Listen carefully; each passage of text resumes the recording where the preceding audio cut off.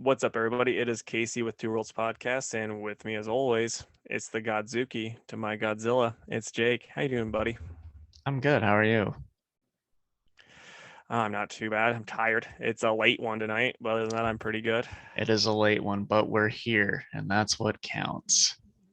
Also, am I just like the cute little lizard to your big scary lizard, or Pretty what? much. And like when you scream, I come a running.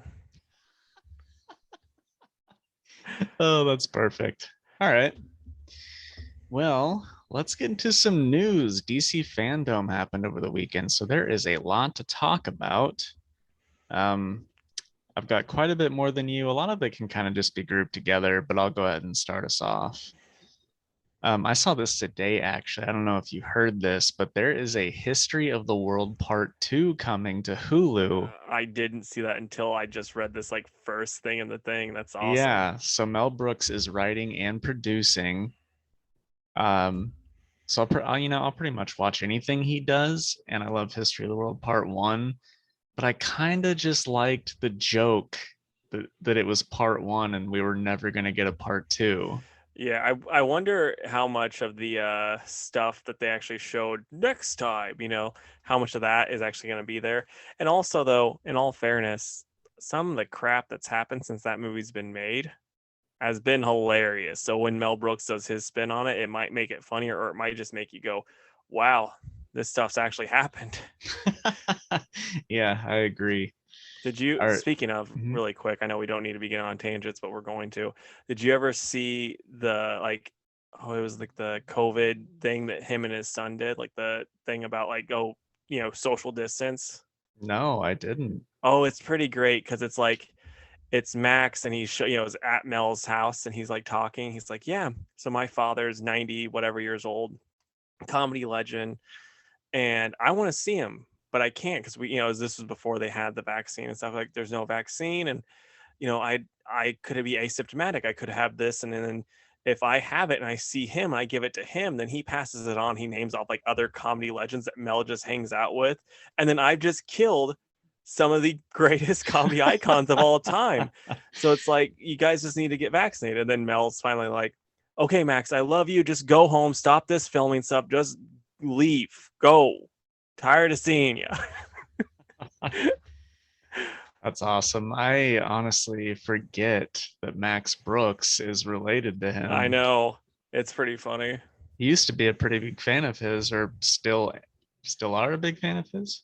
I mean, I've not seen anything he's really done lately. That's the one downside, but it's like I've never really not enjoyed anything that Max Brooks has done. And he has a newer book out that I've not read, but Right. other than that, it's, everything else his I've enjoyed.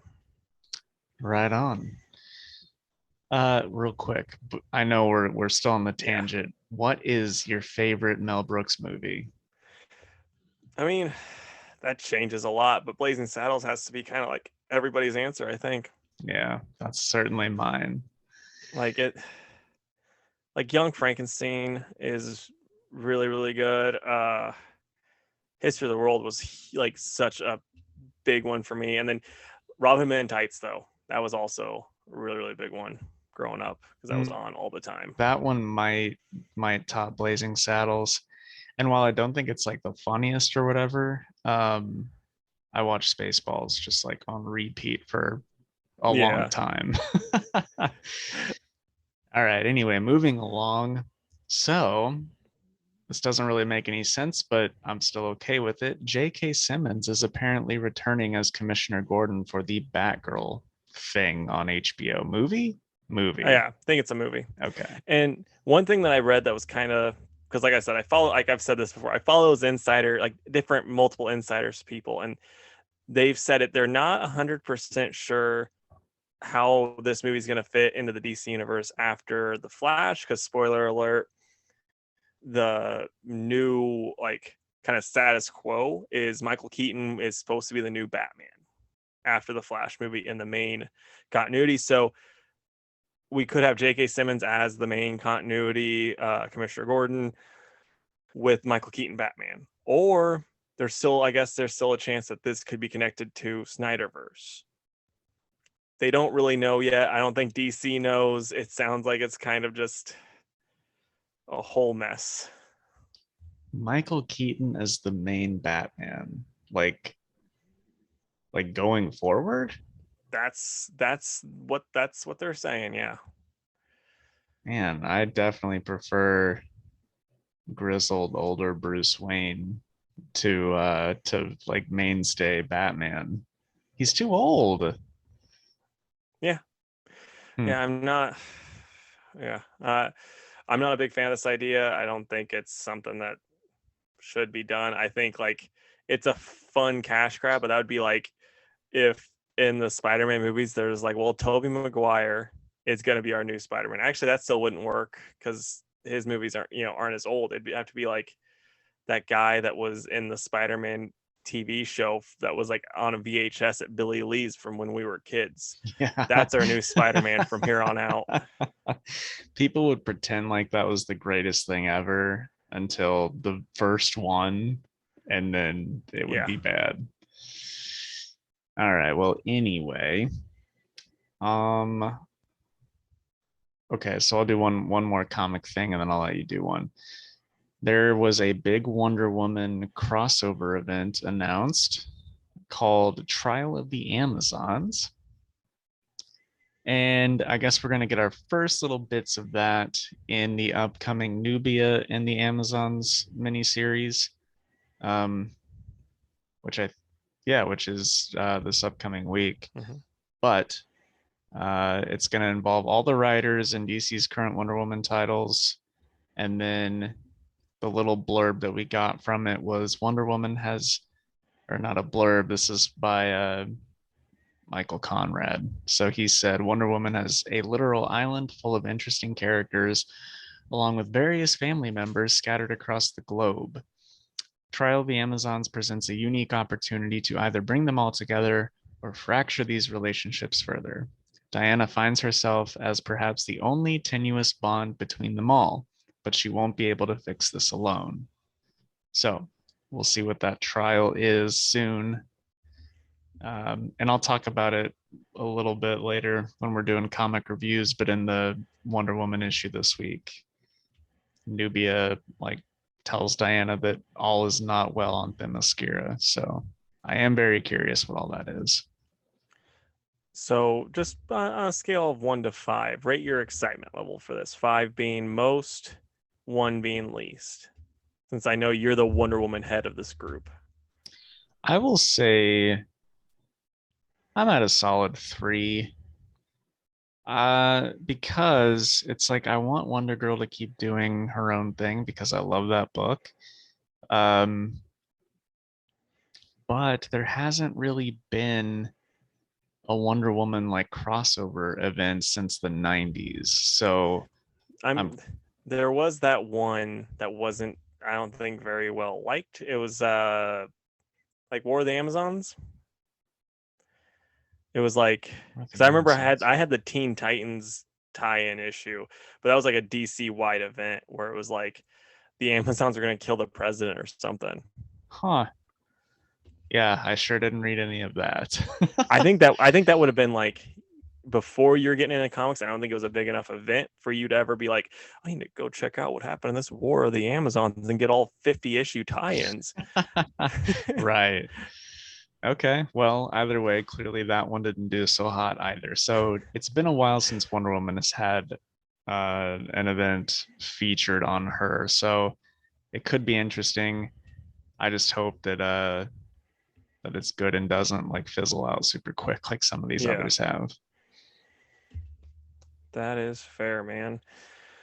All right, so this is something I'm pretty excited about. It's a new comic book coming out in January. It's called Daredevil: Woman Without Fear. It's going to be written by Chip Zdarsky with art by Raphael de la Torre. It's only a 3-issue miniseries, but holy crap, I'm just so happy we're getting more Elektra Daredevil. So cool. Like, yeah, it's awesome. I'm super stoked. Yeah, her Daredevil costume is too cool not to continue. Yeah, right.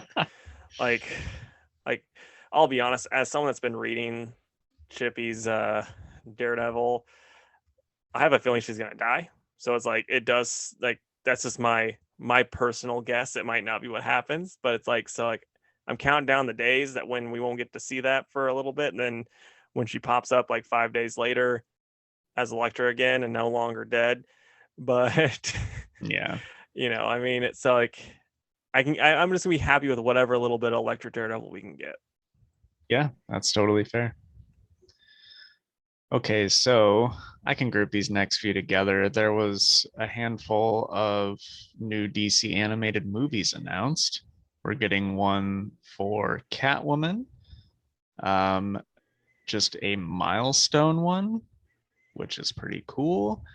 And then one for the Super Sons called Battle of the Super Sons. And I know that one's coming in 2022. I don't think the others had any sort of release date windows, but how do you feel about those? Any excitement for any of them? I'm excited for all of them except for kind of the Catwoman one. That could be really good or really not good. It kind of just depends. But like with the Catwoman one, we still had. I know with Super Sons and the Catwoman one, we did have like actual art from it. Where the Milestone one, it didn't have anything for it yet. So Yeah, you know, I really hope that Phil will get to do Static yeah, because I think that would be awesome. I agree, dude. Okay, so Will Poulter, the dude from everyone's favorite meme, "You guys are getting paid," is cast as Adam Warlock in Guardians of the Galaxy 3. I've never seen him in anything. Honestly, when they had his hair cut a certain way, it's like he just needs to spend some time in a tanning booth. He's gonna look, the hair's right, at least for the most current iteration. Not my favorite iteration, but like I'm just not excited about James Gunn writing Adam Warlock. Yeah, Adam's too serious of a character. Too serious and too heady. It's not even just like his stuff is out there when he's like this is regular dialogue. It's like almost getting lost up his own butt type of dialogue at times. So Right. Well, yeah, I think this actor could certainly have the look down. I have no opinion on his acting ability, though. yeah, I've only ever seen him in. I actually did see one of the movies he was in. He was in that stupid horror movie that I watched. Oh, it's by the guy that made Hereditary. I'm blanking on the name of it now. But like yeah, I know you love horror movies, so you should know this. But basically like a group of people go to Denmark or some type of place like that and for this, spring break type of trip, and spoiler alert, they all die except for the girl. And it's weird. But yeah, he was in that, and then I saw him in commercials for We're the Millers, so I don't have the best judge on his acting, but I'm just not That excited for movie was so dumb. it. Looked it. I didn't watch it. I want to say that I was working at the Roxy when I that movie came out and I watched it there and I was like, man, I should have just like gone down and worked the concession stand rather than watch this movie. But That's how I felt anyway, when I watched Rio. yeah, I didn't see that one. I was working at the Roxy and I watched this. I'm like, man, I just would have been better off burning Okay, this place down. better or worse than Hoodwinked 2? I never watched Hoodwink 2, but I'm gonna say it's worse. Yeah. All right. Okay, Casey, did you see the concept art that they released for the Blue Beetle live action movie? I did, in fact, and I thought it looked pretty sweet. Mhm. I'm curious as to how close they could do, how close they actually get to that, and if it's gonna be matching that or not. Because if it does, it should be pretty awesome, and it'll be hard for people not to be excited about it. Oh yeah. Like if you like Jaime Reyes or not, his suit's pretty cool. So Yeah, if they can like you said, if they can do that, then I think it could be a really big movie for DC. I do too. I really think they need to have Dan Garrett in a form or another. They can skip Ted, but I think Dan would be, like have him either be like have him die, like you don't need to have him living, but have him be related to Jaime in some way or something like that. So it makes sense that he gets the scarab. Yeah. Yeah, they have to. They can't just start off with him getting the scarab in some weird way. But we'll see. DC has wanted a Jaime to be a thing for years, and I I hope that know. this is like finally his chance. I know. They've tried so hard, but it's like it's one of those like just the most like you really aren't trying that hard type of trying though, where it's like, hey, we're gonna do this for him, and then it's like we're gonna put him in Teen Titans, and then we're gonna kind of take him Young out of it. Justice. Yeah, and then like because like I remember him being in the Teen Titans comic, and they were like, yeah, just Blue Beetle's in this. He's gonna be one of the main guys now. And then 2 issues later, Blue Beetle's gone. It's like, thanks, Jeff. Right. Yeah, we'll see. I mean, he's gotten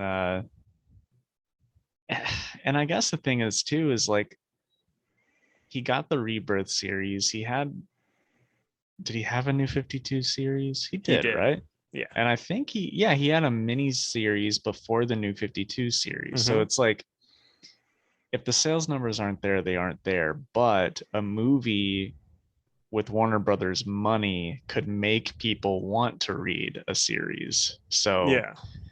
we'll see what happens. Though I'll be honest, I think they'd be better off going animated route. I mean, it's like Mm-hmm. how many people really cared about Miles Morales that were casuals before that movie came out? And Right. then, how many care about him now? Yeah. And then one other thing, while we're on the DC live action stuff, the new Batman trailer dropped. Tell me you watched it. I did. I thought it was awesome. I'm just kind of like, I don't know. Can you just share my excitement? I mean, I'm very happy you're happy. It's just, and this is going to be very much me peeing on a birthday cake, but it's just like, oh, wow, dark and edgy. Where have we seen Batman this way before? Oh, every single time we've seen him since Adam West. Oh, okay. So I mean, it's just kind of like, yeah, it looks cool. I'm still not so I'm like really not sold on Robert Pattinson. I'm not gonna lie. Just watching that trailer, I think I'm gonna be wrong. I Not do gonna. too. I'm hoping I'm gonna be wrong too. I am 100% sold on Catwoman though. Zoe Kravitz. Yeah. Okay, 100% sold on her. And But she is dreamy. I'm a little bit in love. But yeah, like I don't know, just don't know what it was. It just kind of I was just like, Okay. Well, I'm very excited. It's honestly the out of all the superhero stuff that we're getting in the next year, it's the one I'm most hyped for. yeah, and it's pretty soon, isn't it? Like, March. yeah, I mean, I say not soon enough, but it will be here really soon. But yeah, man, it was supposed to be this month. I know. So anyway, Okay, so speaking of DC related properties, why the Last Man? Did you even know this outside of like me texting you about it? Did you would have known this show was out? yes, Okay, because they ran ads for it on Twitch, which I watch every day at work. I Other gotcha. than Twitch, no. Yeah, because I didn't know until I pulled up Hulu one day and it was like, why the Last Man? 5 episodes in. I'm like, what? But it's been canceled.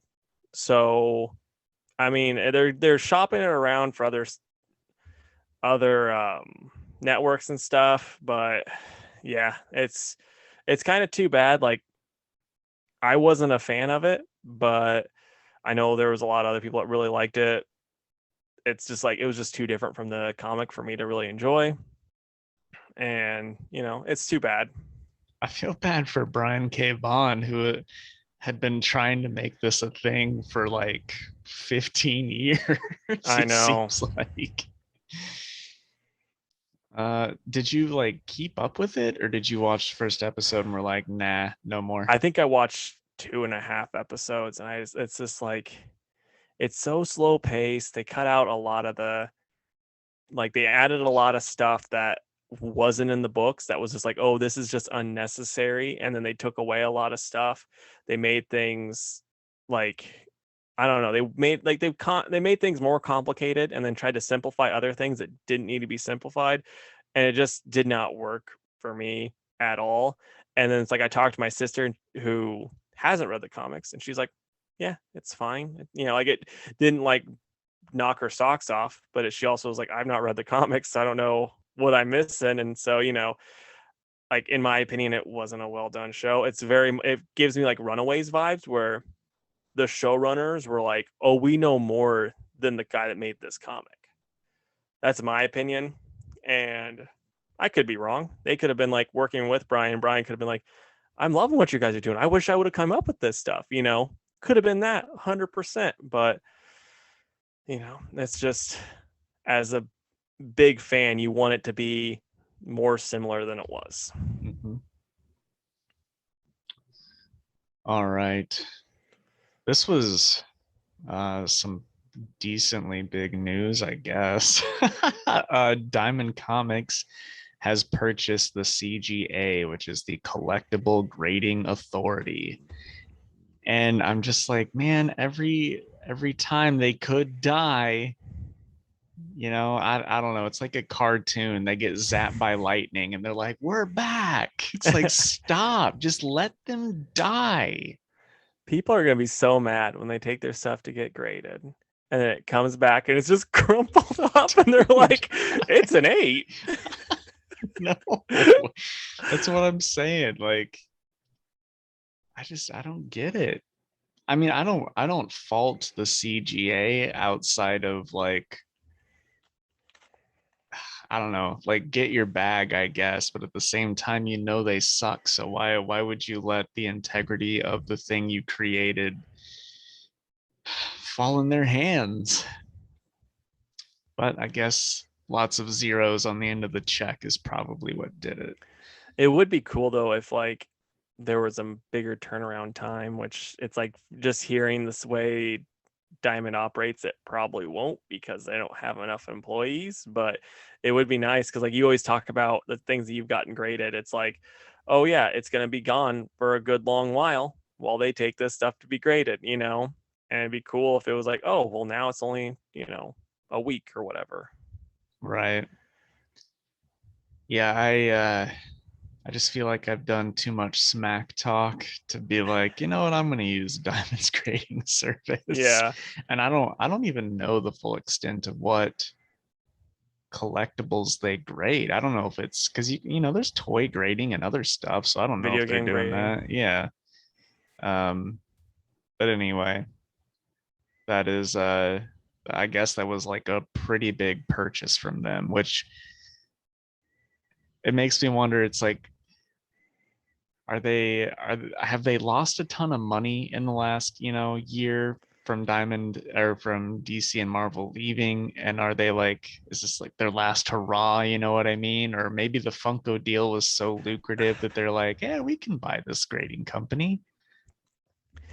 Dude, it very well could be. Like, so I've started watching these like YouTube videos and their time sucks, but they're like, it's this, I blank on the dude's name now, but he basically just breaks down, it's like the rise and fall of this business. And then like he was talking about with like Sears, and when Sears was like, you know, on their way up and then like on their way down, they were just buying up different companies. They're like, oh hey, we're gonna buy this one and this one and this one. And then it's like, oh, they're, you know, like they're not actually doing anything with them and it's just they're losing money now. So Diamond could be stealing, like, because I think it was a hedge fund guy and was then doing that and then using the money that they were going in debt with to make him more money, not caring about the invest. Like it was like basically the douchiest person was in charge of this company for some reason, and then he was making so much more money off of it.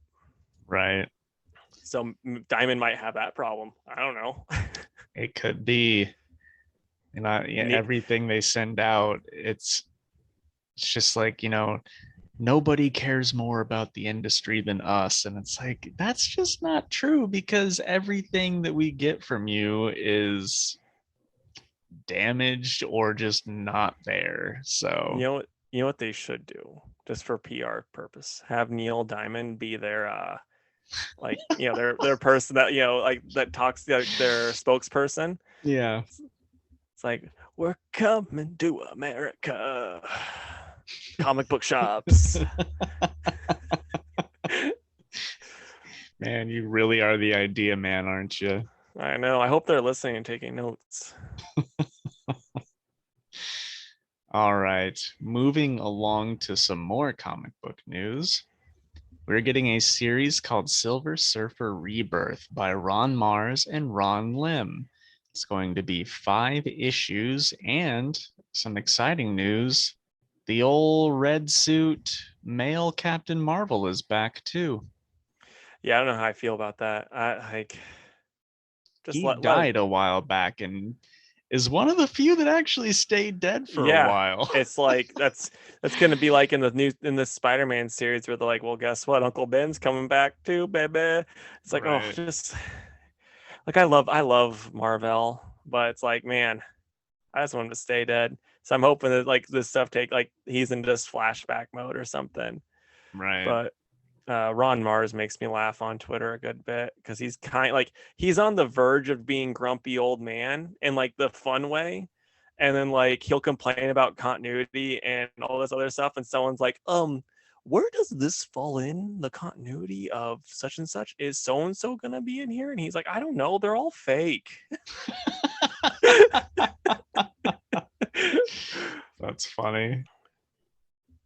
Is this Uh, something you'll check out? yeah, I'm for sure gonna check it out. I really like Ron. For the most part, like there's times where like at the end of the day, everything I've read of his, I'm always like, he gets the characters. It's just whether or not I like the story. So, you know, like it should at least be good that way. Yeah. Okay, so my last bit of news is something that came out, I think it was today. So this is from Variety.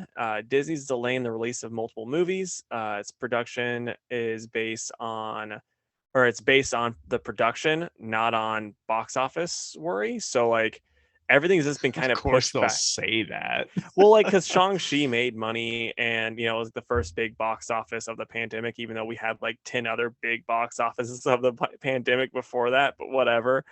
But Doctor Strange has been basically pushed back to May 6th, which is when Thor Love and Thunder was supposed to come out. So then they get pushed back to July 8th, which was when Black Panther Wakanda Forever was supposed to come out. So they got pushed back to November 11th, which is when the Marvels was supposed to come out, and they got pushed back to early 2023. And then Ant-Man and the Wasp, Quantumania is pushed back to July 28th, 2023. Then also Indiana Jones is going to be pushed back about a year, opening in June 30th, 2023. Okay. Yeah, I mean, it's interesting that they're having some production issues, probably mostly with Doctor Strange would be my guess, since that's kind of the one they're having to push back, and it's probably like the crux of everything they're doing with the multiverse stuff right now. So it makes sense, but you know, what can you do? And also, I'm worried that that movie is going to write them into a hole. I don't know. I think it's going to make it easier for them to come out of things. Yeah, I guess it could do that too. I mean, really, they could write it all off as multiverse, but anyway. Yeah. How great would it be? Okay, this is just me giving the stupidest idea out there, and I just thought of it, so I'm really excited. How great would it be if, like, at the end of Spider-Man, okay, or let's just say the Multiverse of Madness at the very end, because let's say Peter Parker's in that movie. It ends with Uncle Ben from the Tobey Maguire series waking up after he got shot, and like he's like right where he got shot at, like he survives it somehow, like he's in the hospital. He's like, I had the weirdest dream that I died, and then you were a Spider-Man, and then there was this other universe, and like he just tells like basically all of the Marvel stuff too, along with like the X-Men stuff, and then they're just like, the Marvel universe ends. This is it. It was all a fever dream for Uncle Ben.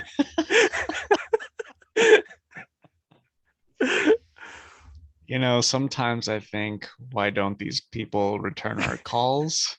And then other times I hear ideas like that and I'm like, oh.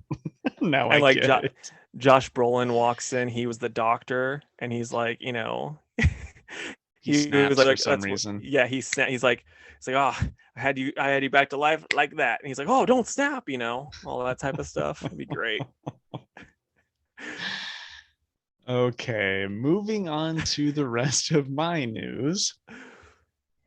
And I'm pretty excited for this. And I have a feeling that you are too, Casey, but it was announced that Mark Waid and Dan Mora are doing a World's Finest backup story in Detective Comics starting in January. My only question is, why isn't this just a series? It's hard to say, but yeah, no, man, I'm super pumped. It should be awesome. I'm really curious what Dan Didio did to Mark Waid that made him so mad. Like, I want to hear that tea. I do too, man. And I don't know if we'll ever get, well, I mean, we could get it now. Yeah, 100%. I mean, like, Mark, he loves to talk. And Dan Didio has done multiple interviews. So I'm sure if they get in the right interview, either of them, they get asked, they'll probably tell it. Maybe it'll Like, I be mean, on this show. we could have them both on and have them fight. Neither of them knows that the Yeah. other's on. God, could you imagine the train wreck that would be? Be pretty funny. Yeah. I bet we'd shoot up in the comic book podcast rank. Yeah, up like 2 ranks. We get that 50 listeners for sure then. Absolutely. All right. In other news, Deathstroke Inc. is ending early. We don't know why. Apparently, either Josh Williamson is just like taking up other projects that are more important than Deathstroke Inc., which is a possibility because I don't think anybody was ready for all the big names to leave for Substack. So now he is like, okay, I'm one of the big guys now. Or maybe the first issue just bombed, which could also be the case. Did it bomb at your shop? It sold all right, but like customer reviews aren't the highest. Yeah. So who knows? Yeah, and I mean, I was disappointed when I found out it wasn't Deathstroke as a tattoo, shop owner. So Mm-hmm. I should have known when it wasn't INK. Gosh, you were just full of it tonight. Yep. All right, this one I was really excited for. Roger Cruz is taking over for old Gleb Melnikov on art duties on the Robin book. Roger Cruz is awesome. Yeah. Okay, what's he done? He hasn't done much, but I follow him on Instagram, and he's amazing. How's his action sequences? Because that's been my main knock on Gleb. I'm not sure, honestly, because he mostly posts commissions and stuff. But I know you've seen his stuff because at one point or another, he did like a bunch of Thundercat stuff, and we were like messaging about it back and forth. Not that long ago. I know who you're talking about now. Yeah, no, he's really good. Yeah, so I'm glad. I don't know if he has had previous work or if he's just like straight up new talent found on social media, but I'm happy for him and I hope that it works out. Yeah, same. And I mean, worst case scenario, he'll still be able to do the faces like Gleb because that was the high point for him, Yeah, I have no doubt that he'll nail everything. And then really quick, I do have another piece of news because I'm not seeing it in yours. Titans has been renewed for another season already. Oh, nice. I'm actually a few episodes behind on that. I need to get caught up. I've fallen behind because of Naruto. Dude, it's gonna get worse when Anime Boy starts. I know, but I'm not upset about it. Like I also I haven't even watched any of the new Doom Patrol, and you know how much I love Doom Patrol. I've been watching that. I've been keeping up with that one. That's like my breakfast show. Is it good? It's been really good, yeah. Good. Like the only downside is they were in a very big hurry to wrap up how the last season ended. That's the only downside, but other than that, it's been really good. That's good. All right. So we've already discussed that there's a new She-Hulk comic series coming out, and Rainbow Rowell's writing it. But now we know that it will be drawn by, and I have no idea how to pronounce this person's name. There was lots of wow, my brain is just drawing a blank. When there's symbols above letters, you know what I'm Oh, talking like about? I feel like an uh, idiot. yeah, I like enunciations, maybe. Hmm? Sure. Yeah, let's go with that. Annotations of whatever We it went to is. college. Yes. Look, it is late at night, people, so cut us some slack. Anyway, I'm going to go with Roger Antonio. No idea, but um, the art looks cool. I saw the cover that was posted. It should be pretty neat. And there was like a small little paragraph included with it. So let's see here. Marvel's sensational powerhouse returns. One of comics' most beloved heroes, Jennifer Walters, aka She-Hulk, will star in a new ongoing comic series starting in January. Written by acclaimed author Rainbow Rowell with art by Roger Antonio, question mark. She-Hulk will see the character embark on a journey that heralds back to her fan favorite solo adventures of the past, while embracing a fresh new future for the character. Promising to be a delight for fans as well as newcomers to She-Hulk saga, the series will once again prove why Jennifer Walters is the greatest character around. I 100% hope this means like they're not going to make her dumb She-Hulk anymore. I had more to add, Casey, so Oh, I'm great. glad that you brought that up. This will excite you. Um, I'm not I don't remember the source on this part, but following her transformative time in Jason Aaron's Avengers, She-Hulk is eager to put her rage-filled days behind her and return to practicing law in defense of the innocent. She's got a career to rebuild, friends to reconnect with, and maybe some enemies too. And yeah, the one thing that it said was when a friend from her past comes knocking with a mystery that she can't resist, she'll quickly be back to bashing. So, yeah, I think we're I'm gonna hope get some fun old friends from previous series, and then hoping her it's being a Hellcat. lawyer.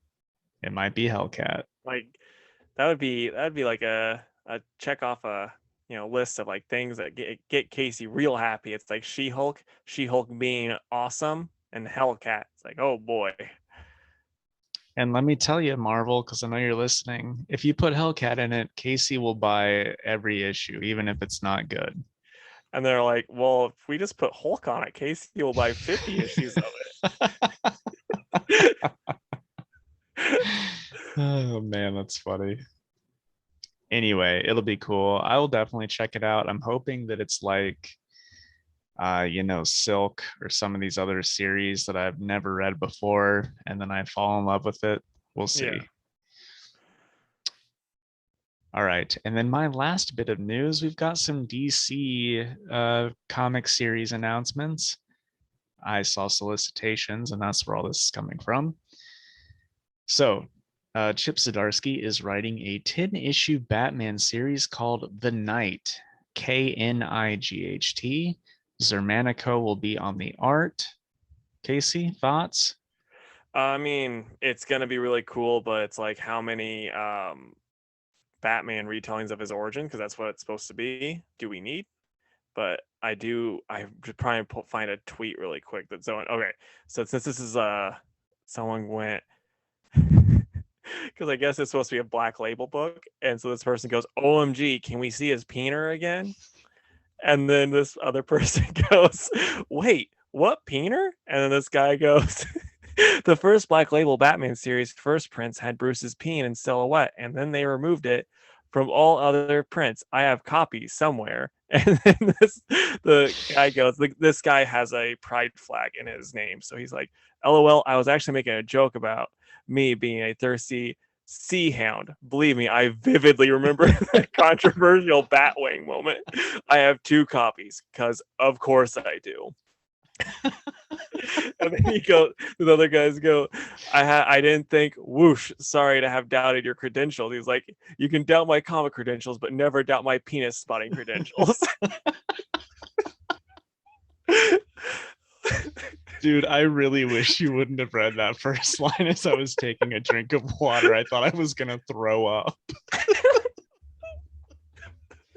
I just read that and I was like, I have to share this on the pod because that's too dang funny. Yeah, that is fantastic. All right. So Twitter's awful, but sometimes there's gold. Yeah. So yeah, I think it'll be pretty neat too. I mean, clearly we're always gonna check out something that Chip writes, but man, I was talking to a friend of the podcast and myself personally, Dan Nichols. I know you're listening. The other day he was bringing up how many Bat titles there are. And I'm thinking there are a lot, but a lot of them are mini series. But man, whenever one ends, they just throw out. It's like the Kraken. One ends and two more spawn. It's like Hydra. Yeah, Hydra. Again, oh God. Another friend of the podcast, Edna. I can hear her typing from here. She's gonna roast me alive for that one. But anyway, it's true though. And as much as I will check this out and probably enjoy it, I also don't really think that we need it.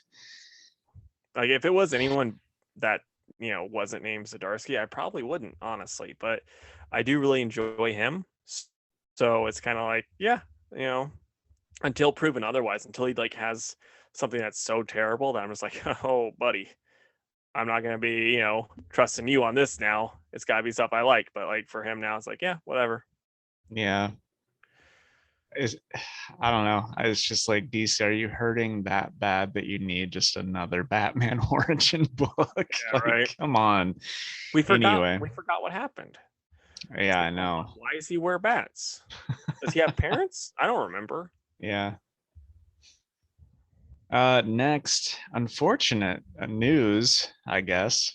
It is for me a little bit. Ram V is not going to be doing Catwoman anymore, Casey. It's going to be taken over by Teenie Howard. Yeah, I mean, at least they got a good replacement. Like she Yeah. is very good, and the art, I will say, looks astounding. At least in the cover picture that they posted. So I didn't see that. Nico Leon will be doing the interiors, so I'm not sure if that was the same artist, but yeah. I mean, I'm gonna still check out an issue or two because I've been reading it, and I hope that it's good. Because Teeny's mostly been Marvel, if I remember correctly. As far as I know, yeah. So, also the one that, well, I won't say least excited about, but we're getting a Peacemaker Disturbing the Peace by Garth Ennis and art by Gary Brown. I mean, Garth, like anyone else that's but Garth Ennis, I think that would have been terrible. But I do think this is Garth Ennis writing Batman. It's not so good because Garth Ennis doesn't he's not the biggest superhero fan, as he has stated. So like him doing a Peacemaker where it's gonna be very much a silly parody of superhero books should be pretty good. Yeah, I agree. Garth also likes to be a little edgy sometimes, so hopefully it doesn't go too far that way. I will say I think it's going to be kind of like an Alan Moore. So I'm not the biggest Alan Moore fan, as I think I've probably said before, but like in The Killing Joke, where he's kind of being reined in by DC, I like that style. So I think it might be the same thing where it's like, yeah, Garth will probably be reined in a good bit. Yeah, that's a fair point. It's also not that surprising. I mean, he's got the series coming out. It's only natural that DC puts out a series of some sort. Okay, and then the one that I probably am least excited about, not probably, definitely, we're getting a Justice League versus the Legion of Superheroes, a 6-issue series by Bendis with art by Scott Godlewski. It's gonna be bad. Can you imagine, Casey, the absolute novel we'll be getting with all those characters from both teams talking? Yeah, it's gonna be pretty rough. Yeah, I have no interest. Yeah. I don't know that anybody does, really. He still does have his fans. It's just I was never like I think I liked him a little bit when he was doing the Avengers, but then that slowly waned because I was like, why does everyone act the same? Like a teenager.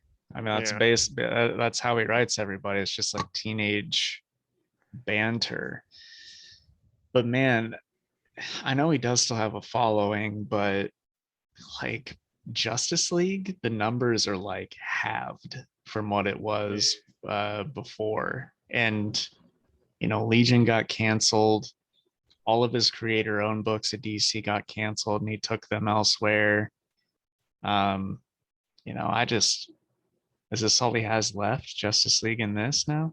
I guess so. I think I blame Justice League on the team he has too, though. I think if he had an A-list team, it would be doing better. But it's like, I and I heard he know chose that team. I'm sure he did. Like, I'm not saying like that's on him, but at the same time, like this team is like a C plus team as far as like notoriety, and that's not something that's gonna push books.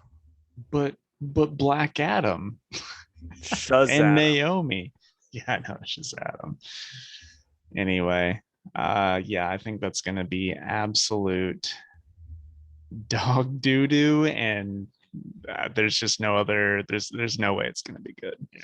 Speaking of Shazam, we didn't talk about his little thing. Did you watch that? We get a little bit of Pierce Brosnan and the other actors talking, then we saw like the first 5 minutes or whatever, or first minute. Nope, I didn't see that. Oh, I mean, I it's saw pretty like a neat. still of like Dwayne the Rock Shazam's back, but that was like all I got. Oh, okay, yeah, I know, because there's like it starts with like the different actors talking. You see Pierce in full old man mode and still Sure, handsome. handsome though, right? Ugh, Yeah, no, it's like crazy. it's just like, oh yeah, he looks the same except now he's like got white hair and a goatee. Like that's the difference. But yeah, so like they're all talking and then it's like because Dwayne starts off talking and then it cuts to like he's like, oh, we're gonna show you this clip because this is a character I've loved for so long, and no one dare say that like I should be Egyptian for this role, even though like I'm Simone and black. But whatever. He didn't say that. But It's like, what? but then like he just shows up and like there's a bunch of guys with guns and he kills them all. Okay. Man, I still like I don't even know what to expect from this movie. Like I'm gonna see it and I'll be excited for it, but I have no idea. Yeah, I have a feeling it's gonna be a train wreck. I'm not gonna lie, but I think it could be fun. All right. I think that's finally the end of the news. I I mean, think so. my goodness. But there was the fandom, so lots to talk about. So Yeah. all right. So we will take our ad break and then we'll be back to talk some comics. So we'll be right back. All right, Casey, what are we going to talk about for the old YouTube channel? I can tell kind of a funny story about Let's hear it. that. So he heard the news about John Kent. He's like, so like we were on the farm and he's like, so Superman's bi now? I'm like, okay. Super like Clark is not. His son John. And he's like, he has a son?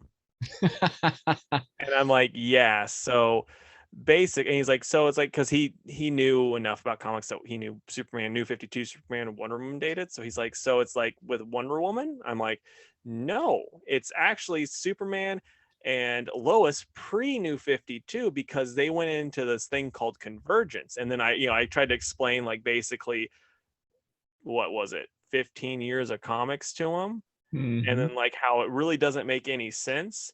And then he's like, but then how does it work that she got pregnant? Because it's like he's Superman and I'm like, they didn't go in detail on that. Can you imagine that? Like the encyclopedia type entry that they used Yeah. to do for that. Oh man. And then I had to explain to him that they ate like I was like, and then Jor-El's still alive. And then first I was like, and then Mr. Mixaplick came back, and then he changed all the timelines. So then people forgot that Superman even died, and so then the regular Superman could come back. And then he's like, "Wow, they're really just messing with continuity, aren't they?" I'm like, "Exactly." Yep. And we buy and read a lot of it. Yeah, like I remember liking the Action Comics run that stuff was having, but that Mixaplick stuff was rough to get through. Who wrote that? I think it was Jurgens, and like I like Jurgens, but it was just 100% like them. It just seemed like them going like, fix this, fix what we did bad. You need to fix this and make it Oh, make sense. like the Rebirth Dan Jurgens Yeah, stuff? Oh, because it okay. was like, because yeah, he had mix a play, like he had to basically make it so it made sense that Superman and Lois could still work, even though Superman was already there and everyone knew his identity and he died and all this different stuff. So Jurgens had to be like, well, Mixaplick, fix that, all of that. I mean, what else can you do? You know? Yeah. I mean, he could have sold his marriage to the devil and then had that, change it, or maybe had the Spectre change everything and he ran really fast. That happened in a Flash comic. That's And then every Flash comic. He runs really well, fast. no, like the Spectre, because it's Hal Jordan's Spectre, and he's like, I can make it so that no one remembers that you're Wally West, you're Wally West, and he's like, run, Flash, and so he runs, and then he forgets that he's the Flash too, because the Spectre didn't know how his powers worked. Boy, there's been some dandies Yeah, throughout comics history. it sounds stupider as I explain that one. Like that was actually pretty good. It was like good Jeff Johns era, Yeah. but yeah. All right, folks, welcome back. If you would like to hear the story of Casey explaining about 15 years of continuity to his father, you can check that out over on our YouTube channel, which is just Two Worlds Podcast. But otherwise, we are going to get into the comics that we read this week for the Hour Man 1 hour comics extravaganza spectacular. And that Special. and that is well, that'll start momentarily. Casey, first tell me what books you read this week. Okay, so I read The Amazing Spider-Man 76, Gamma Flight number 5 with the awesome variant cover. Thank you, my friend.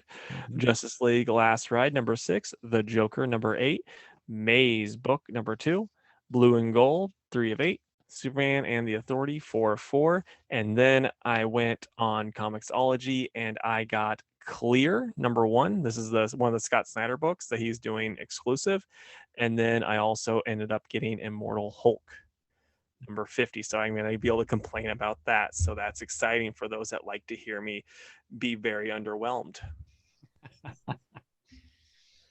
All right, and I read one part of Batman Urban Legends 8 and then fully read Hardware number 2, Sonic the Hedgehog 45, Wonder Woman 780, Darkhold Iron Man, Batman the Imposter number 1, Joker number 8, Mazebook number 2, Blue and Gold number 3, Superman and the Authority number 4, and Justice League Last Ride number 6.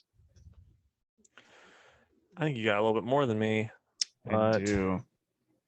What order do you want to do our one books in? We could do Joker, Mazebook, Blue and Gold, Superman, Justice League Last Ride. Sounds good to me, man. Okay. Then I will start the timer. I will be quick because we have quite a lot. So here we go. All right, Batman Urban Legends number 8. I only read the Azrael part, which is called Dark Night of the Soul. It was written by Dan Waters and art was done by Nicola, Synesthesia. I'm so sorry about that. But anyway, it was pretty neat. Azrael is back in Gotham. He's working at like a hospice care place and living in a mission building. And people are dying in Gotham, but like coming back as zombies, but they're getting killed by like battle axes and stuff like that. So Batman, in Batman fashion, waits for John Paul to come home, and when he flicks on his light, Batman's just standing there. You know how it is. Yeah. And the funny part was Batman's like, "Where have you been, Azrael?" And he just goes, outer space. And then it's like, see Justice League Odyssey, and that cracked me up. That's pretty funny. But anyway, Batman's like, "Are you the one killing these people?" And he's like, "No, I promise it's not me. I know the Order of Saint Dumas like twisted the Bible uh and brainwashed me, but I'm actually following the Bible and I'm a changed man. And yeah, it wasn't me." So Batman's like, "Okay, I believe you, but don't kill anybody." And then Azrael goes and investigates a building blowing up, and the guy that blew up the building on himself has come back as a zombie. And yeah, this is going to be a three-parter, so this is part one, but it was pretty neat. The art was cool. Azrael's suit has a good design, and I thought the dialogue was cool, so I'm going to give it an 8 out of 10. How like is so I think John Paul's had like what, 4 different costumes. How would this, counting this one, how would it rate amongst the others? And it's up there for as one of the best. I'll show you the, I mean, you don't get like a true full look at it, but Yeah, that gives me like his second one vibes, and his second one's like the coolest one. So yeah, that's like the mask just with everything works really yeah, well. right on, man. And then I can do another one as well real quick. I'll talk about hardware. And I felt like it's been a while since this one has come out. Like Icon and Rocket and Static are on like 3 or 4, and this is finally the second issue of the series. But Yeah, I think it has been a it's been a while while. since hardware's come out. Thank you for that. You're welcome. But anywho, in the first issue, Curtis gets framed for the tear gas that was used on students and other people and gave them superpowers and or mutated them. And yeah, so this issue, Curtis is just like running from the law basically, but he is able to sneak into his old company's building and kind of sabotage all their stuff so that they could, I mean, they're not going to stop going after him, but certainly slows him down. And then he tries to call Virgil and tell him not to go to that small, uh, like, I don't know what you'd call it, experimental lab, because he thinks that the cops are going to go there to look for him. But as we know, or as I know from reading Static, he did do that and nearly got blown up. So it's kind of neat to have like subtle crossover moments like that. And then Curtis leaves him a voicemail, which is neat. But anyway, yeah, then some other stuff happens, lots of talking with people, and then at the end he goes and latches himself onto an airplane because he needs to talk to somebody that's on that airplane. I realize that my description of it does not make it sound good, but it was actually quite good. The art is fantastic. The moments between characters is cool, and at one point Curtis basically tells a group of like security and police officers to F off because this kid got hurt in the crossfire, and he saves the kid, which is pretty cool. So I like this book a lot. It's like, of the 3 milestone books, even though it's only been 2 issues, I think it's like my second favorite one. It's really good, and I hope that that the release schedule remains steady or more steady than what it is. But I will also give this an 8 out of 10. Nice, man. Okay, so my first book that I'm going to talk about will be Clear #1, and this is by Scott Snyder and Francis Manapul. So this is very much like, it kind of gives me vibes of like Private Eye, the Brian K. Vaughan book, and Marcus Martin book, but instead of like, oh, these people are taking these things that can alter their reality. So if they want to live in a world that they can see things, so it's like, oh, kaiju everywhere, that type of stuff. They can mess with their head and do this, or if they want to live in a World War II world or whatever, it can just do this stuff. It's like that concept's kind of like, I'm whatever with, but then the main character, he doesn't like any of that, and he kind of, he likes to live and see things as they are and all this different type of stuff.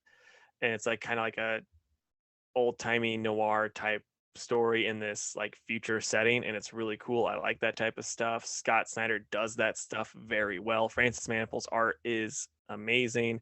He gets to mix stuff up with all these different time periods, all this different stuff. It looks great. It's really cool. I'm interested in seeing where this goes. I mean, and also it's free if you have a Comixology like premium account. So it's like, if you have that, you'd be stupid not to get this. So yeah, I mean, I'm gonna give it 9 out of 10. I loved it. Well, you can't beat that creative team. That sounds very good. Yeah. No, I mean, it's like I just want Francis Manapul to do more. Like, this is the first thing I remember him being on in a while. Also, I just realized that I didn't give the creative team on hardware, so I'm going to do that real quick. The writer is Brandon Thomas, and the art is done by Dennis Cowan and Bill Sienkiewicz. That might be one of the reasons why it's kind of having like a less than steady, release date. Because like, if you remember with The Question, I think that was like one every 3 months. Yeah, you're right about that. So that could be what it is. I don't know for sure, but I mean, at least it's worth it when it does make it out. yeah. And it's like, and if he can keep it steady with like one every 3 months or whatever, as long as it's the same, instead of like being like, oh, we got 2 in a row, now we're not going to have another one for 4 months or whatever, like that's when that crap gets annoying. Yeah, I agree. All right. So next for me is Sonic the Hedgehog number 45. It's written and drawn by Evan Stanley. And essentially, this issue is the start of like a little gal's trip um, between Belle, Jewel, Amy, and Tangle. They just decide that after everything that's happened recently, they're going to take like a little camping trip to rest and recharge and then get back to the regular restoration work. They get to the campsite and it's super crowded, and the park ranger is like, just so everyone knows, no fire unless it's in the designated areas because of the metal virus. I don't know how the science works, but the metal virus caused a drought. And yeah, which was definite foreshadowing because Belle could not sleep that night and she goes out in the woods, and one of Robotnik's robots kind of captures her and knocks her out while she's walking around with her flame pinky for light. So she falls on the ground and causes a massive forest fire. Smokey would be just so disappointed. So the whole campground like wakes up and is freaking out, and people are trying to evacuate. And the park ranger's like, I can't find my son. He likes to wander off into the woods on his own. So Tangle's like, I'll go get him. And that's kind of where it is. And it says to be continued. So yeah, it was pretty neat. Like, stuff like this doesn't happen too often where just like all the girl characters get to go off and have an adventure on their own. Sonic was going to go with them, and then Tails was like, but you promised to play this new video game with me. And Sonic's like, okay, not going with you. So yeah. Was the park ranger a big bear? Because if not, they really did miss an opportunity. It was a big bear. Yes. I was gonna say, like, man, what were they thinking? Yeah. It was cool. It was fun. It's one of those things where like I can't think of anything wrong with it, but it's still like a 7. You know what I mean? Like you can only do so much with stuff like this sometimes, but I still really enjoyed it. Okay, so next for me is Gamma Flight number 5 with, again, the James Skokie Puck cover. Like, that's outstanding. And yeah, and so this is by Al Ewing and Crystal Frazier with Land Medina on the art. And yeah, this time it's Rick and the kid, I don't remember his name, are basically like, it's their story. They're it's all in their head while they're talking. And their team, the whole team's together. They're gonna fight Abomination, and he just kicks all their butts. And then Rick ends up getting, and the kid end up getting, like, taken apart from each other. And yeah, I mean, they fight, and Abomination finally leaves, and then they all kind of like, a lot of them decide, hey, we'll help out these right wing gun toting so and so's and help them get their lives back together. And some of them are like, I'm gonna do my own thing. And I mean, it's fine. It's just like, I think they kind of overpowered A-Bomb, like, their or Abominations, like, this guy that gets his butt kicked by Hulk every time they fight. It beats up Sasquatch, the son of Hulk, Zorby Man, Titania, uh, Gamma powered Rick and his kid combo friend, another Gamma powered person, and Puck. How does that make sense? um, so yeah, I mean, yeah, I think they just amped up Abomination too much, and he just kind of jumps away. So it's like, oh, whatever.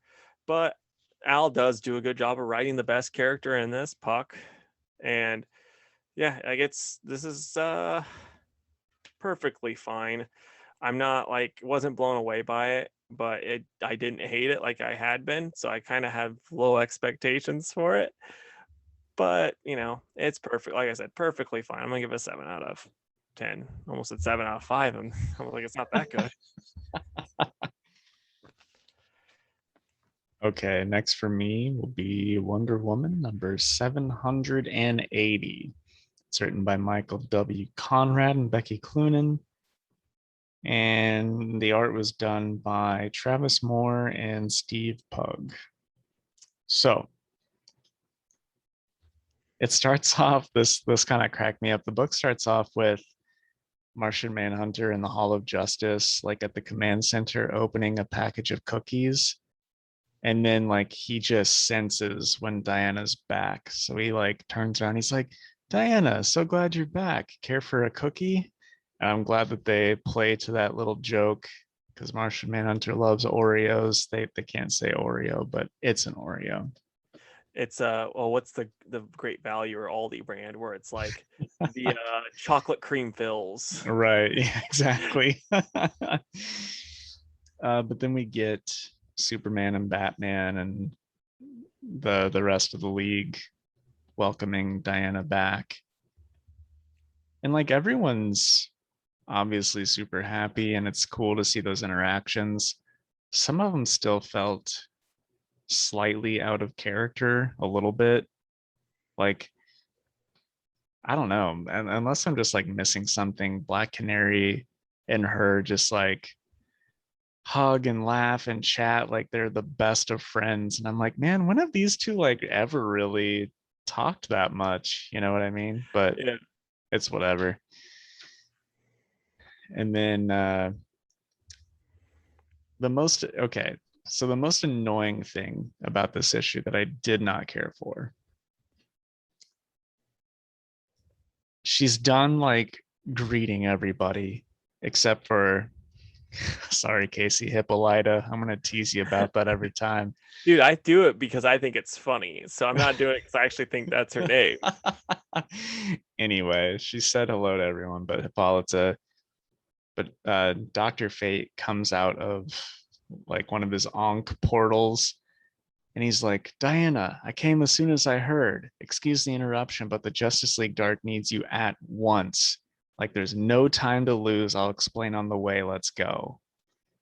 She's like, oh man, that sounds serious. Okay. And then Hippolyta comes in and she's like, Wait just a second. You didn't say hello to your mommy. And so Diana's like, I'll catch up, Dr. Fate. Like, you go on ahead. And then they just have like pages of catch up, which is fine. Obviously, you'd want to see your mother after being dead for like a year. But then Hippolyta's like, just promise me you'll take at least one day off. And she does. Like, she goes and saves like like a boat that was sinking. And then like that gets live streamed and put on every news channel. So then like we see Steve Trevor sees the news, and like Cassie and Donna see the news. Everybody sees the news. Uh and then Diana just goes to Themyscira for the rest of the day, and the Amazons throw a party because she's back. And she just totally ditches Fate. Like, I'm like, what was so like, what's happening? What's so Yeah. dire that Dr. Fate comes and is like, I need you right now. They're throwing her a surprise party and they're just all waiting. Dr. Fate's like, I told her to come. She's on her way. I promise. Guys, like Detective Chimp's got like the party poppers ready to go. Dude, that has to be it. Like, that's the only way that this is okay. But anyways, she sneaks away from the party and Nubia follows her. She's like, hey, like Hippolyta told me that whenever you came back, there's something for you in her room that I'm to give you. And it's the lasso of truth. So she gets that back. And yeah, Nubia's like, okay, I'll let you enjoy the rest of your evening. I'll go back to the party. And then it says the next, it shows the next day. Wonder Woman's like, oh, I feel super well rested. Um, like the world has changed so much. And I feel like I've changed, but now I need to figure out where I belong in the world. And she flies off. And then it says next, Wonder Women question mark. So yeah,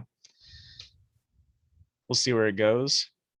Like, it was good, but man, that whole Fate thing just really irked me.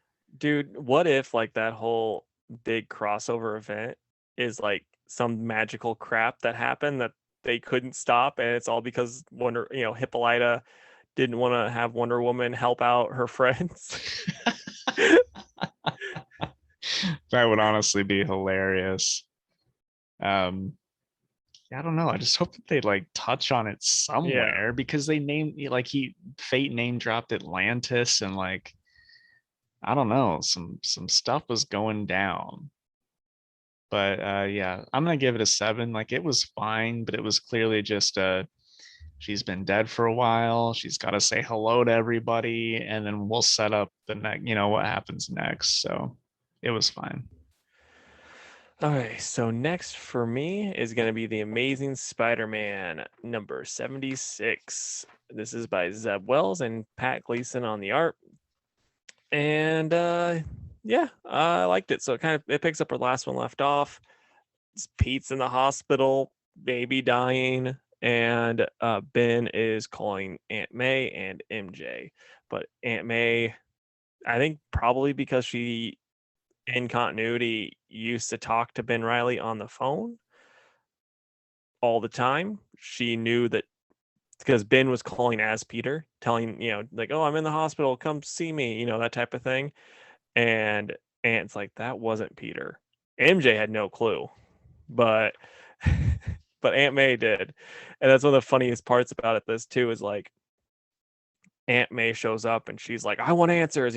She was like ready just to throw down with all the doctors and like, get, because like they weren't telling them stuff. And she was just basically acting like how any overly protective, concerned mom would act if their kid was at the hospital. And it was spot on and perfect, in my opinion.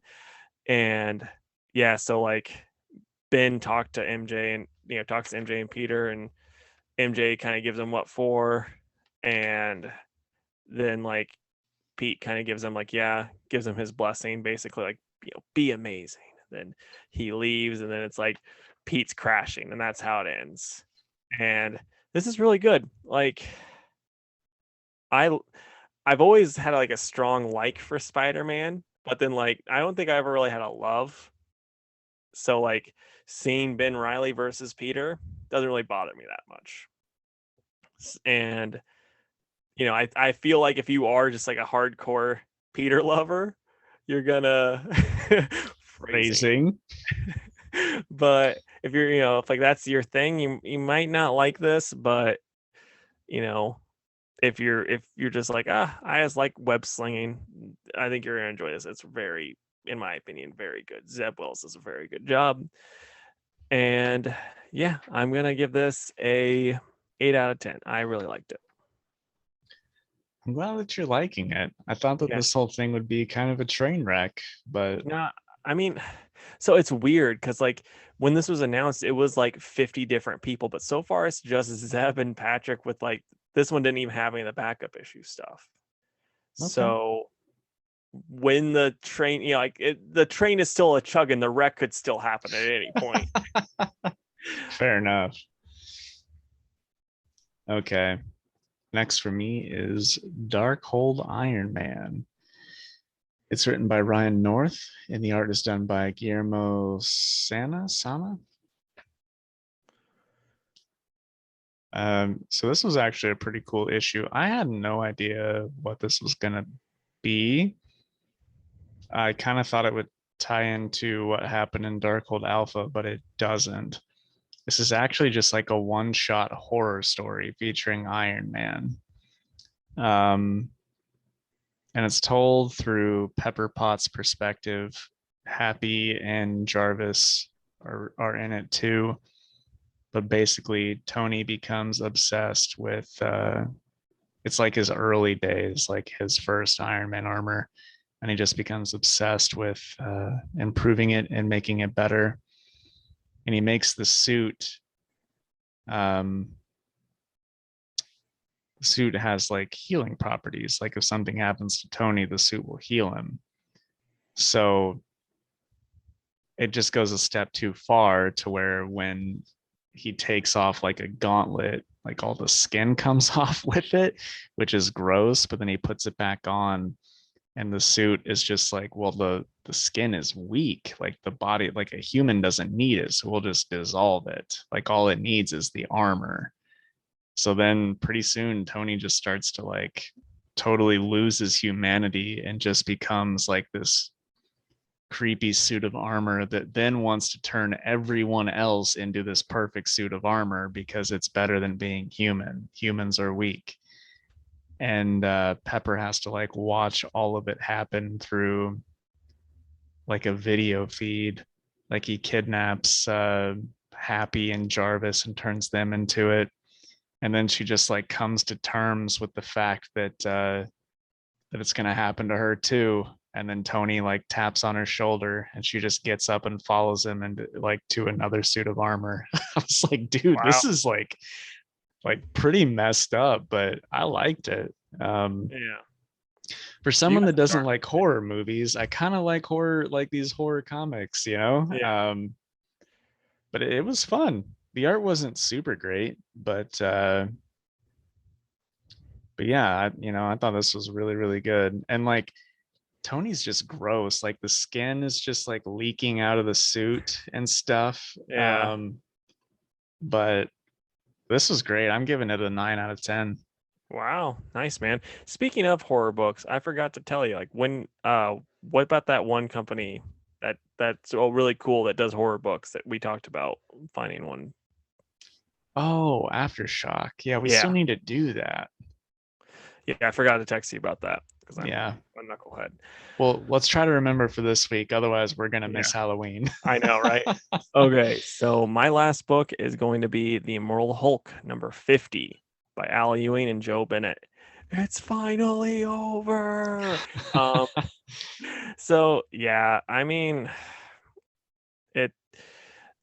Hulk and like Joe Fixit and Hulk and the reporter chick are all in the place below, which is hell, and they have to fight the leader, and they end up kind of ripping apart and getting rid of leader from like the Gamma stuff. It's also revealed that Samuel Stearns is related to Bruce Banner because one of their ancestors like the Banner side screwed around with one of the Sterns and got pregnant, and then like with that, she was married to one Stern, screwed around with that Stern's brother, got pregnant, and he's like, "Oh, I'm kicking you out," and then and that's the start of it all. And yeah, I don't know, it just wasn't very good. Like, so it's like a lot of stuff like in hell after they beat Stearns, there's still the one below all, and it's like he's the angry side of this other one, and then they're like it's actually the one above all others, and that's God, and they're like, why are you doing this to us? And then like, cause you're mine. And it's like just like it's like Al Ewing's trying really hard to be Grant Morrison, and he's not as good as Grant Morrison, so it's just like kind of getting lost up his own butt, in my opinion. And like maybe this is my fault for just reading too many comics and being like, oh, I've seen similar stuff done by better writers, that I just did not like this. I was like pretty bored with it, and this is kind of a chore getting through, but that's been kind of this run as a whole. And this is one thing too. I think maybe if I read it collected, like if there is an outcry, Casey, we want you to be miserable and read this all collected, I would do it. I don't care. I have the time.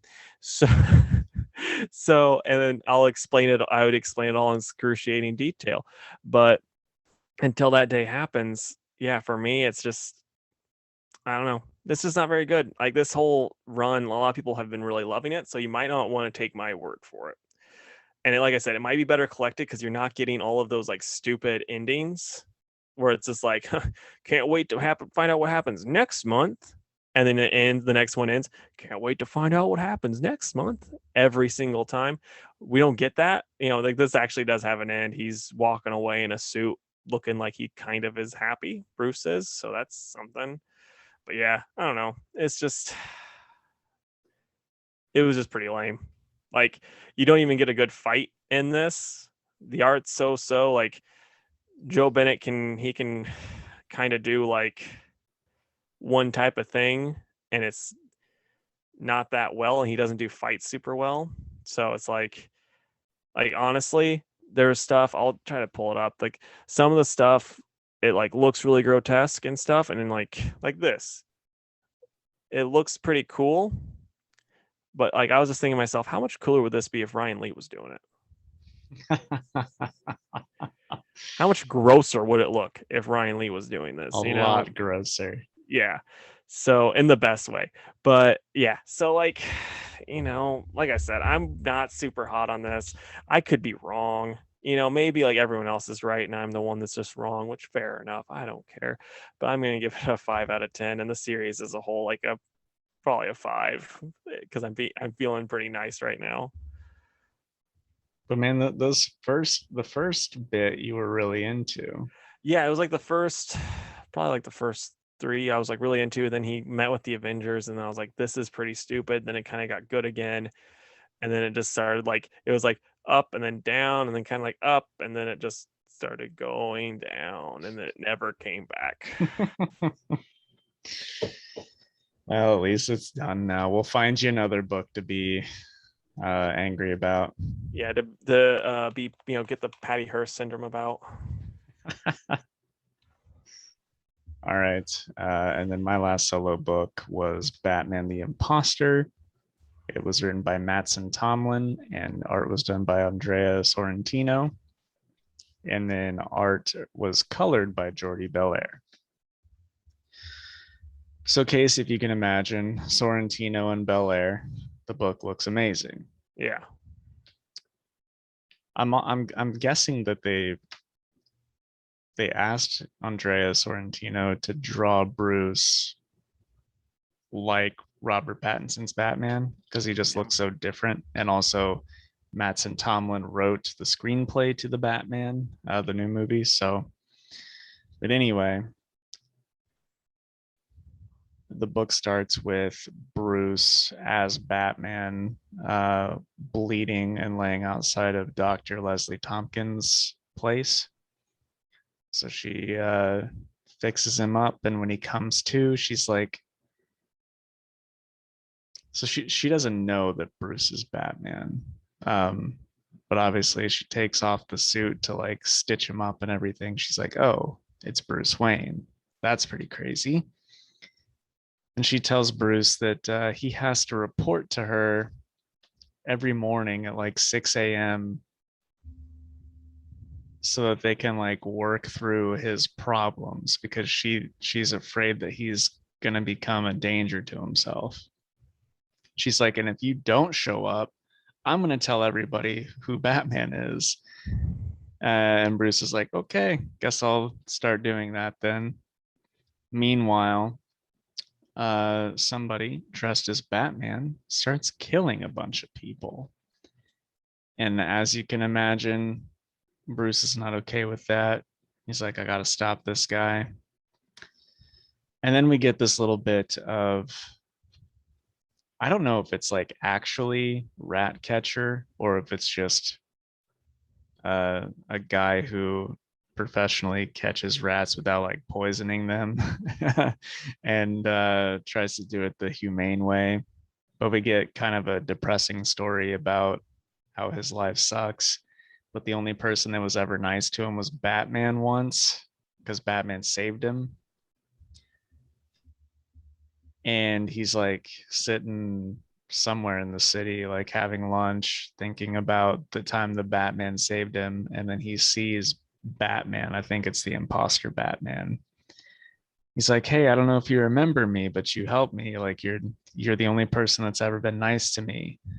I know that sometimes you use the sewers to like get around places quicker. I know the sewers really well and I could show you some cool shortcuts if you'd like. And then it's like a close up on one of Batman's eyes. We never like hear him say anything. And then yeah, basically one of the detectives that's in charge of finding out why Batman's killing all these people uh basically shows up to Bruce's place and is like, hey, Mr. Wayne, I'm Detective Wong. I was wondering if you had a minute to talk about the Batman. And that's how it ends. So it was definitely intriguing enough. I didn't love it. I didn't hate it. I'll probably give it one more. And if I lose interest, then I lose interest. But it was definitely cool. The art probably helped out a lot with that. But I think I'll give it probably a good 7 out of 10. Nice, man. Sorry, my contact's bothering me. It's okay. So next up is going to be The Joker by James Tynion and Gillian March. And what do you think of this issue? I surprisingly liked it a lot. Yeah, no, 100%. Like I've been pretty cool on these last couple ones, and this one I was like, I was all in on it. And I think a big part of it is because Lady Bane is a cool character that's going to be underutilized once Tynan leaves DC. Yeah. So this is spoilers, folks. Before I say what I want to say, it was insane how Lady Bane just rips that Interpol lady's arm off. Yep. Was not expecting that, but anyway, was really not expecting her to say, I'm basically gonna be your muscle. You know, Yeah. when she said, I saw you hesitate to kill the Joker, I will kill him for you. I was like, holy crap. Like this opens up some crazy opportunities. Yeah. But And the way she described how she wants to kill the Joker was insane. yeah, it really is. Like this person should be behind bars, but you want to see her do what she wants to do. Yeah. And So we yeah, find out that she's not just Bane's daughter. She was created in a lab. She's a test tube baby. yeah, So, like the Powerpuff Girls. like the Powerpuff Girls. Um, but everything nice was not added. No, but Chemical X was. Yeah. And then we get the backup story, and I'll read that creative team off really quick because we love the backup story. I can already tell you that much. This is by Sam Johns and James Tynan with Rosie Campy on the art. And yeah, I mean, Orca's cool, but you know, Punchline is just better than everybody. And it's like, what's the point of being like a super strong bruiser type character if Punchline can still stab you? You'd think that she'd be impervious to being stabbed by a regular prison knife, but you'd be wrong. Yeah, I mean, I skimmed it and I was like, okay, I definitely don't want to read this. I don't care, especially after the story that I just read prior. Yeah, but I mean, they escaped prison. They're still going to be after him. We didn't see anything about the brother who has the worst choice, who makes the worst choices. So we'll see what happens there next issue. Part of me thinks it's going to be like, because Punchline's, basically her whole thing is, I'm 39 steps ahead of you. I'm playing chess, you're playing checkers. And I have a feeling like this whole thing, Harper's brother, that Harper brother thing, it's going to be turned on its head, and they're going to be like, "Well, you thought you knew that we knew that you knew. Well, we knew that you knew that we knew." I could see that being like how it goes, and you're like, "This doesn't add up when you read these old issues at all." But I guess it's cool, whatever. Right. Well, for me, not taking the backup into account because I didn't read it, honestly, dude, like a 10. Like I was really, really invested into the Joker story. Yeah, I'm giving it an 8 because the backup story just brings it down. Like, get a better backup story. You can keep Harper. Like, I think Harper's a cool character. I just get rid of Punchline 100%. Get rid of her. Never bring her back. Yeah, or just do away with the backups. I mean, I'm fine with backups, but because it's like you can make a character like Harper Row who was supposed to be a big deal and wasn't. You can actually give her something to do. And like you can give Duke Thomas something to do. You can give these other characters something, whereas otherwise you don't get, you just get this Joker story. Right.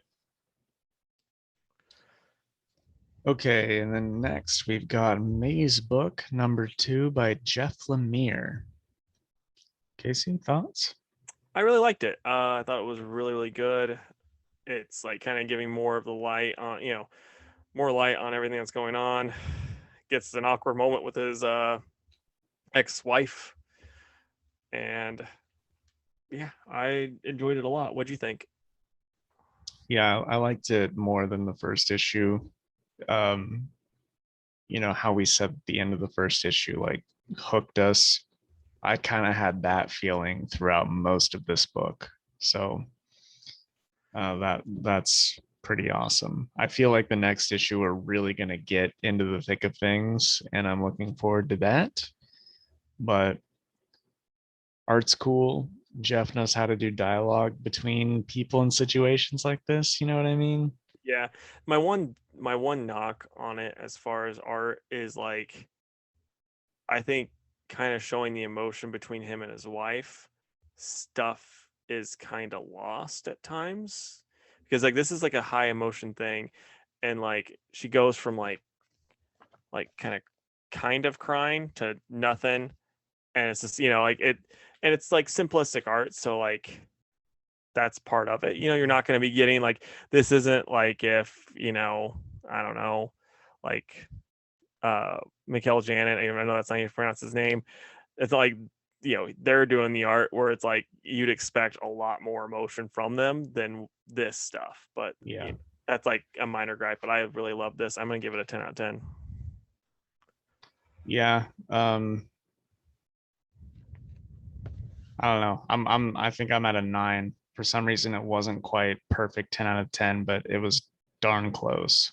If it had more of the dog in it, would you have been like, okay, 10 out of Yeah. 10 because the dog, Who doesn't love a talking dog? right? That's why I watched the that Eddie McDowd show from back in the Nickelodeon days. 99 Good Deeds of Eddie McDowd.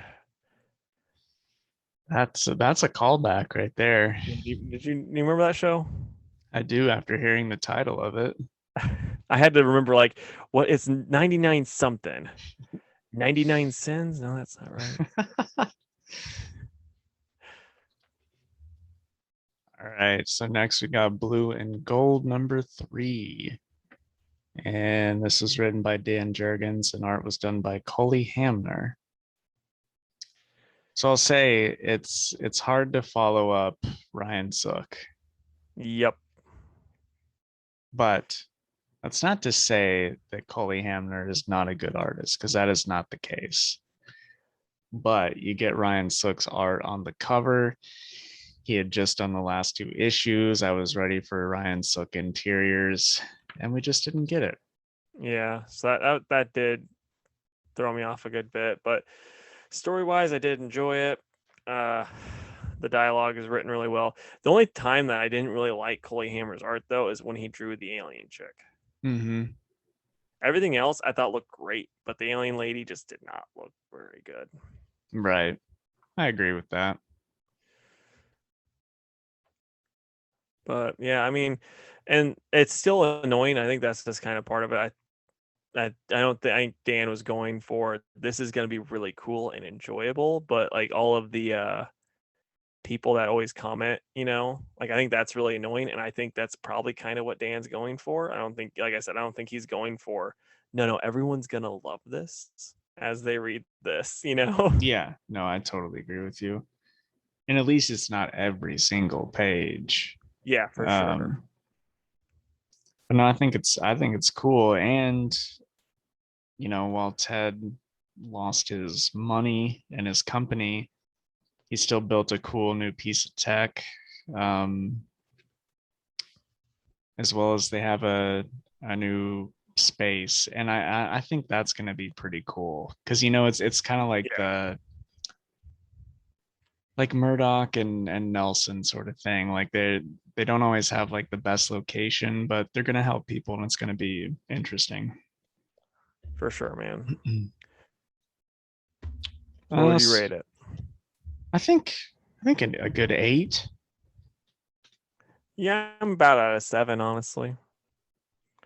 So that's the thing. We need to disagree more. Be like, oh, I hated it, and then we could fight about it. I mean, most of these books we're reading because we enjoy them. I know. All right. So next up is Superman the Authority by Grant Morrison. And I'm going to have you on pronouncing the artist's name because you know that one. Mikhail Hanin. Okay, Mikhail Hanin. And did you, like initial thoughts on this? The story was cool. I just hate that it's done. I mean, it's not really done. It says to be continued, but if that were the case, then the series should just be longer. Yeah, for me, it's like I thought there's a lot of parts of it that were really funny, really well written. The art's amazing, but it's like I know it's gonna be told how it's gonna work. I'm still like, how the heck does this connect to Action Comics?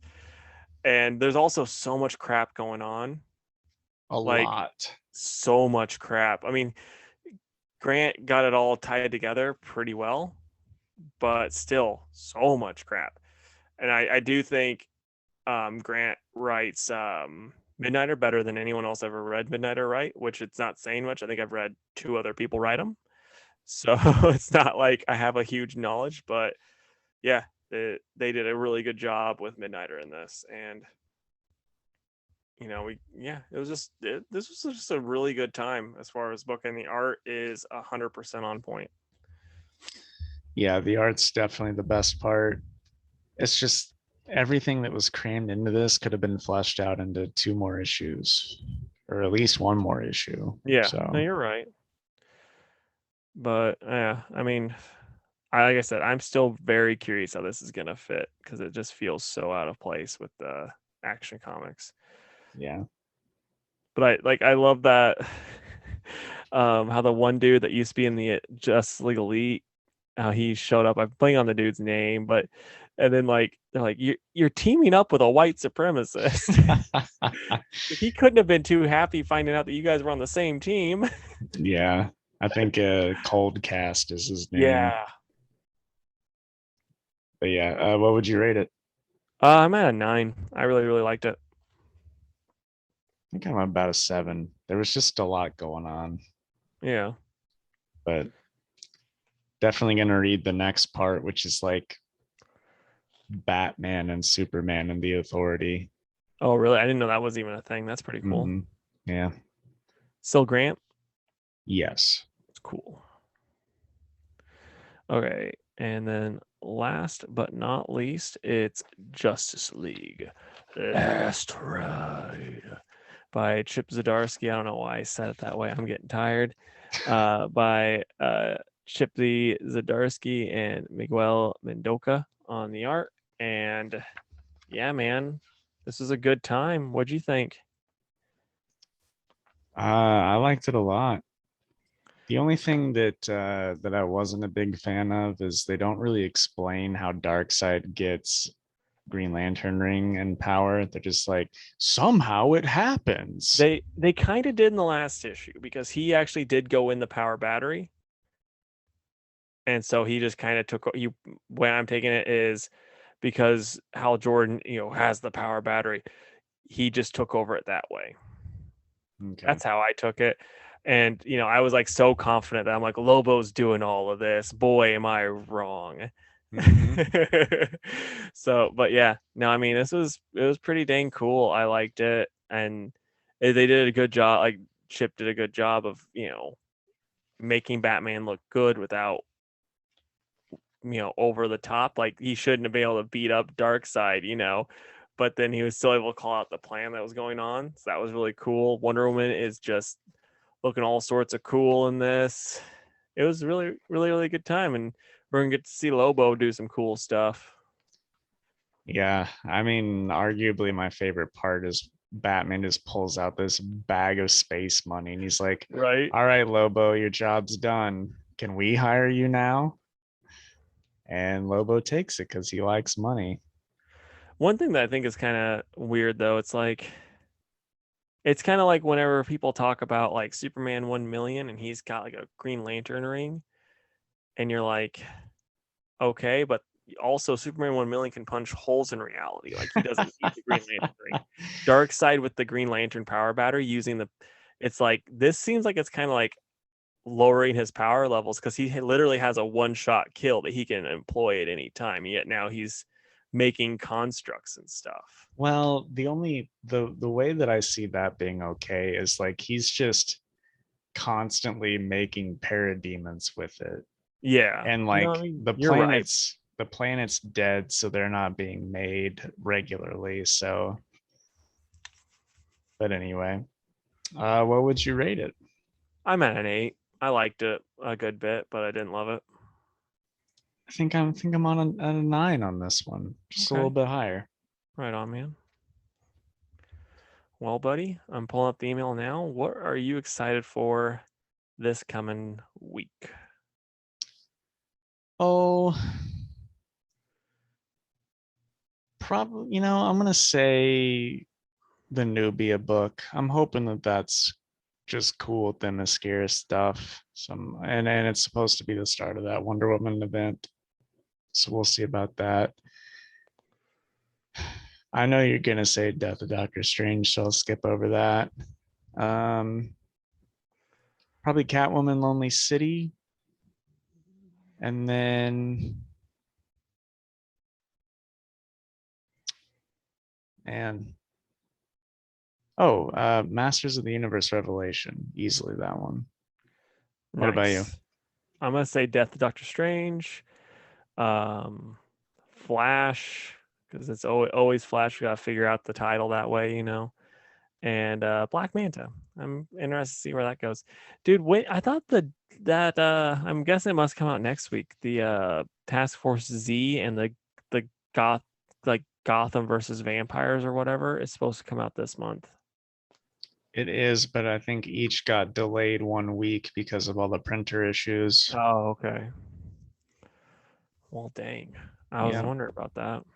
Yeah. Hopefully they still get to come out during Spooktober. We'll see. Yeah. Okay, man. So, fun fact. Got a little fun fact for you.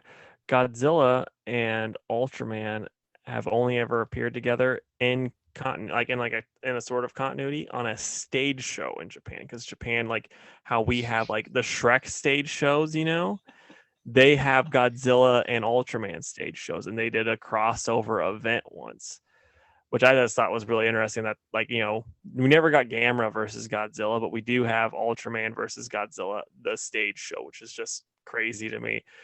So give me like 4 comic book fun facts that you got up in your noggin. Well, sure, Casey. So, do you know what the first comic book ever in the United States was? Was that the one that's the yellow kid or whatever? I don't think so. Okay. Well, fun fact, it's called The Adventures of Mr. Obadiah Oldbuck, Ooh, which do was you have that one? sold, I do not. It was sold as a hardcover in 1842. Oh, wow. Yeah. And then um fun fact, Shazam, formerly Captain Marvel, outsold Superman, Batman, Wonder Woman, and the entire comic book industry throughout the 1940s. Jeez Louise.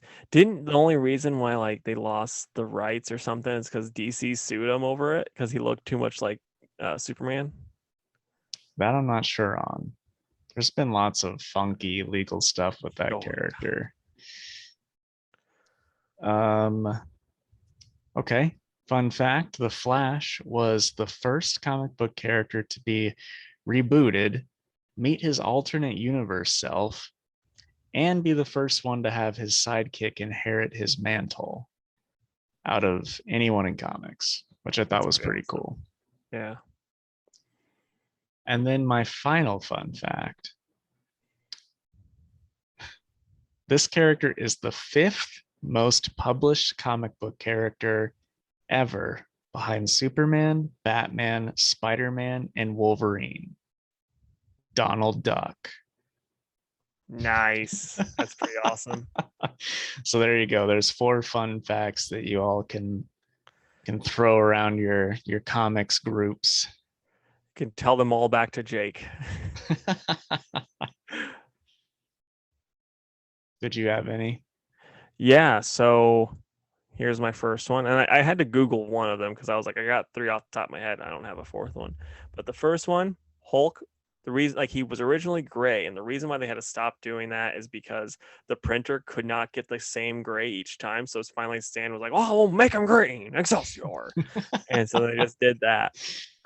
And then something else I thought was really cool is Kryptonite was not originally in the comics. It originally first appeared in the radio show.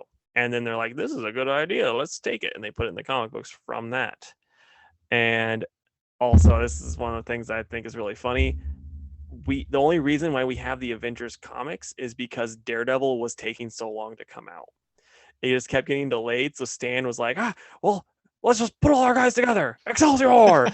And you just put them all together, and there you go. We have the Avengers because because Daredevil was taking so long to come out. And then this is the last one. This is just hilarious to me. Michael Jackson nearly bought Marvel Comics because he wanted to play Spider-Man so bad. So he was just going to buy the whole comic book company and then make a Spider-Man movie starring him because I guess he just wanted to be in a high schooler's costume so bad.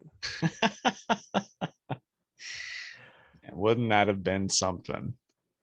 Yeah, something of nightmares were made of for sure. All right. Well, that was a lot of fun facts. This has been one of my favorite Fantastic Fours because it was cool to throw out some knowledge. Heck yeah, man.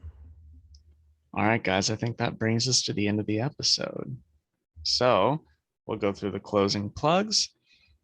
If you would, go to facebook.com/2worldspodcast and give our page a like.